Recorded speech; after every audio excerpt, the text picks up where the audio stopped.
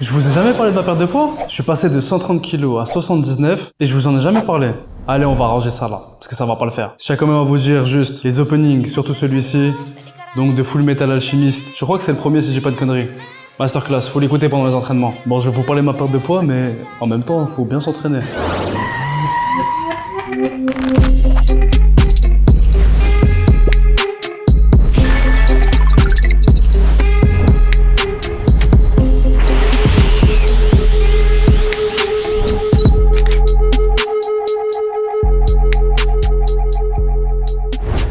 Avant chaque entraînement, bien s'échauffer. Comme ça, au moins, on est sûr de pas se blesser. Qu'est-ce que je vais bien pouvoir vous dire sur ma perte de poids? J'ai commencé les entraînements il y a plus d'un an. Donc c'était en janvier 2025. On est fin juin, donc début juillet 2026. Et qu'est-ce qui m'a motivé? Surtout que je faisais 130 kilos et que j'étais un obèse qui aimait la bouffe. Ah, je vous avoue, il y a plein de choses qui m'ont motivé. En fait, je suis arrivé à un stade où j'étais en obésité sévère.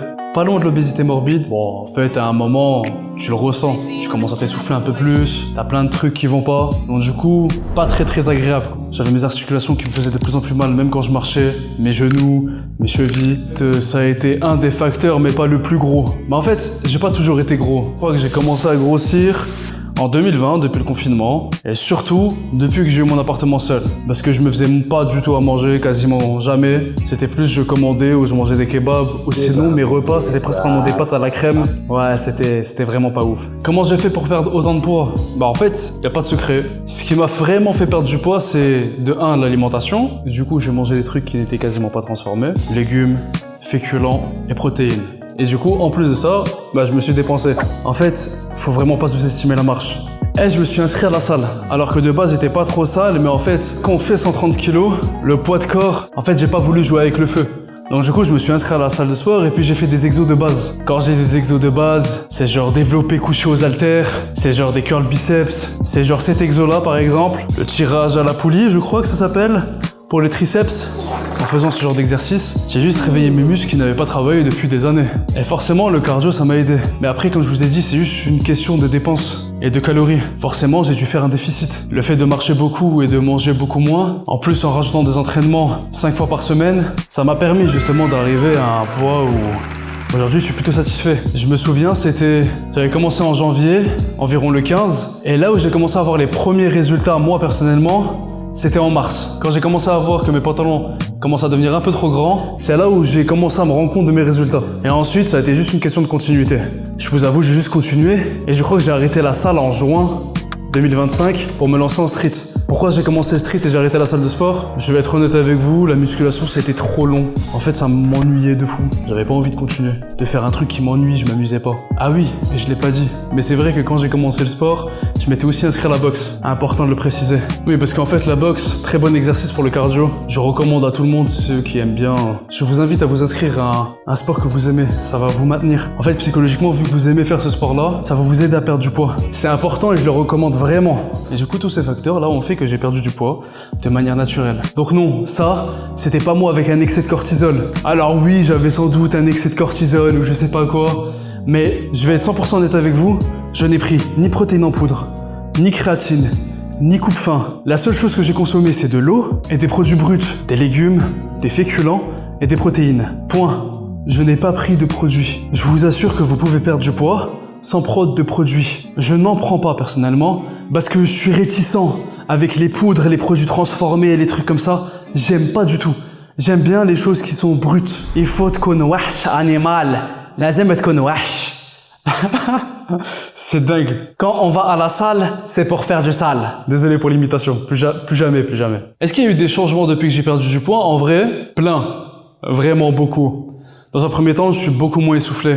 C'est grave comment je me sens vraiment bien dans ma peau. En fait, quand j'étais gros, je le ressentais pas sur le moment. Mais en fait, quand vous maigrissez, vous ressentez en fait une nouvelle sensation que vous avez pas connue depuis des années.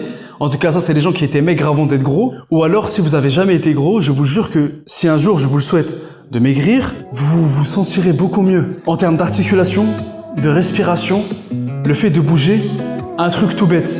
Mettre mes chaussettes avant, je n'y arrivais pas. Je devenais tout rouge. Ça me coupait la respiration parce que j'avais mon gros ventre, il était... Alors que là, maintenant... Non mais, c'est con de dire ça comme ça, mais juste ça, j'arrivais pas à le faire quand j'étais gros. Est-ce qu'il y a des techniques en vrai pour ne pas casser sa diète? Je vous avoue, il y a des trucs qui m'ont pas mal aidé. Chocolat noir, le skyr, les fruits, flocons d'avoine, un peu, mais après j'ai pas été grand fan de ça, donc je vous avoue, j'ai enlevé à un moment. Et le miel brut. Excellent. Je me faisais des petits bols comme ça, un peu sucrés. Donc du coup, c'était sucré en bouche avec les fruits, le miel.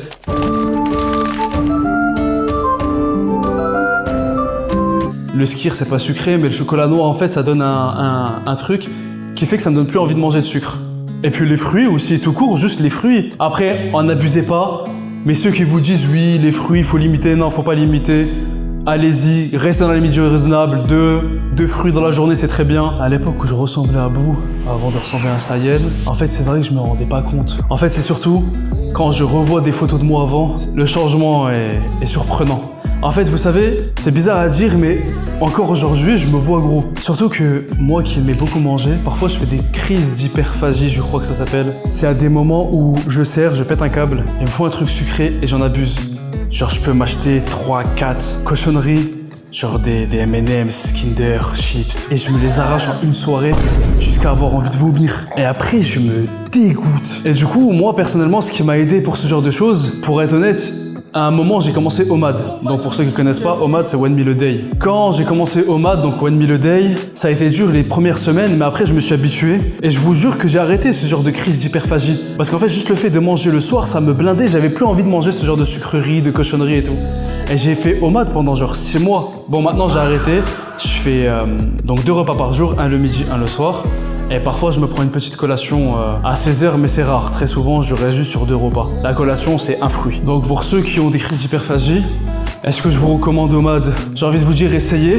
Mais si vous vous sentez mal, arrêtez. C'est surtout ressenti physique. J'ai toujours pris ces phrases à la lettre. C'est vrai que si je ressens pas un exercice, ou même physiquement je me sens pas bien, arrêtez, ne vous forcez pas. Alors pour OMAD, c'est vrai qu'au début c'était dur, j'avais un brouillard mental, mais vraiment au bout de 2-3 semaines, vu que je l'avais commencé en plein mois de Ramadan, donc j'étais obligé religieusement de le faire, à la fin, après le Ramadan, j'ai continué à le faire, et ça allait beaucoup mieux. Donc ça m'a aidé pour les crises d'hyperphagie, mais après, j'ai eu d'autres problèmes, non. Maintenant, maigre, je me sens beaucoup mieux, alors j'ai pas un physique exceptionnel, mais le fait d'être passé de 130 kg à 79, c'est vrai que ça change quand même pas mal. Aujourd'hui, je fais des choses que je pouvais pas faire avant, comme les tractions par exemple, les dips, sans avoir mal aux articulations, évidemment réchauffez-vous bien. J'ai commencé à réussir à faire un muscle-up. Là, en ce moment, j'aimerais bien commencer à essayer de faire des figures statiques de calisthénie. Bon, c'est un peu plus difficile, mais pourquoi pas, j'aimerais bien faire ce genre de choses pour essayer. Et du coup, voilà, pour ma transformation physique. Je suis passé de gros bouts. Bon, je vais pas dire à Sangoku parce qu'il a les abdos tracés, etc. C'est pas du tout mon cas. Si jamais vous avez des questions, n'hésitez pas à les poser dans l'espace commentaire. C'est fait pour ça, justement. Abonnez-vous, mettez un like. Et j'espère que mon transformation physique en a inspiré plus d'un. Je vous souhaite sincèrement d'avoir le courage de réussir à faire une transformation physique pour ceux qui cherchent à le faire. Et puis voilà, tout simplement.